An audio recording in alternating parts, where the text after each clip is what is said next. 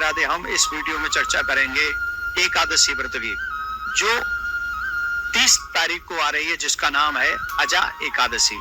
अजा एकादशी का विशेष महत्व माना जाता है। धार्मिक मान्यताओं के अनुसार इस एकादशी का व्रत रखने से तथा दान देने वाले व्यक्ति सभी संसारिक सुखों को भोगने के बाद विष्णु लोक को प्राप्त कर जाते हैं। भाद्रपद कृष्ण पक्ष में पड़ने वाली यह एकादशी समस्त पापों का नाश करने वाली तथा अश्वमेध यज्ञ के बराबर फल देने वाली मानी जाती है। इस दिन विधि विधान के साथ भगवान विष्णु की पूजा करना चाहिए। इस एकादशी के बारे में बताते हुए भगवान श्री कृष्ण ने युधिष्ठिर से कहा था, अजा एकादशी पर व्रत रखकर विधि विधान से पूजा करने से व्यक्ति अपने सभी पापों से मुक्ति पा लेता है और मोक्ष की प्राप्ति कर सकता है। इसीलिए इस दिन इस व्रत को रखकर पूरे मन के साथ भगवान नारायण की आराधना करनी चाहिए और इसका बहुत खास महत्व है।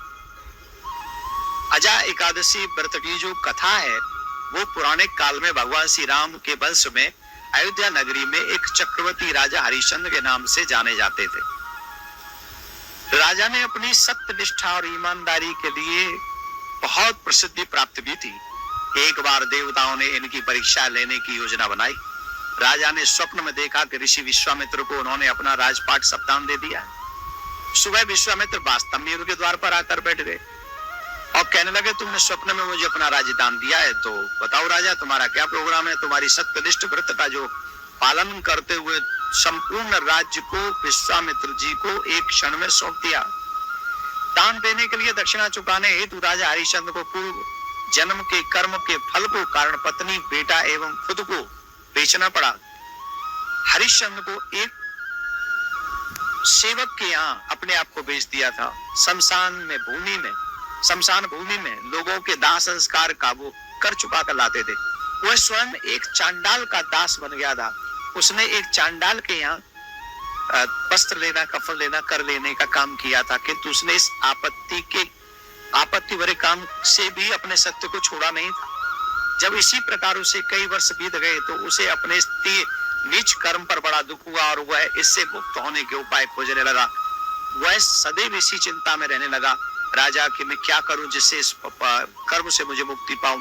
एक बार की बात है, वो इसी चिंता में बैठा हुआ था कि गौतम ऋषि उनके पास में पहुंचे। हरिश्चंद्र ने उन्हें प्रणाम किया और अपनी दुख भरी कथा उनको सुनाने लगे। राजा हरिश्चंद्र की दुख भरी कहानी सुनकर महर्षि गौतम भी अत्यंत दुखी हो गए और उन्होंने राजा से कहा कि राजन, भादों माह की कृष्ण पक्ष की एकादशी का नाम अजा है। तुम उस एकादशी व्रत को विधि पूर्वक करो तथा रात्रि को जागरण करो, इससे तुम्हारे सभी पाप नष्ट हो जाएंगे। महर्षि गौतम इतना कहकर आलोक हो गए, चले गए। अजा नाम की एकादशी आने पर राजा हरिश्चंद्र ने महर्षि के वचनों के अनुसार विधि पूर्वक उपवास किया, व्रत किया, जागरण किया रात्रि में। इस व्रत के प्रभाव से राजा के सभी पाप नष्ट हो गए और उस समय स्वर्ग में नगाड़े बजने लगे तथा पुष्प की वर्षा होने लगी और उन्होंने अपने सामने ब्रह्मा, विष्णु, महेश तथा देवेंद्र आदि देवताओं को खड़ा पाया।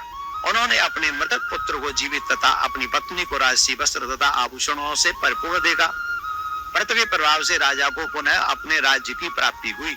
वास्तव में एक ऋषि ने राजा की परीक्षा लेने के लिए ही ये सब कौतुक किया था, परंतु अजा एकादशी के व्रत के प्रभाव से ऋषि द्वारा रची गई सारी माया समाप्त हो गई और अंत में हरिश्चंद्र ने अपने परिवार सहित स्वर्ग लोक के लिए प्रस्थान किया।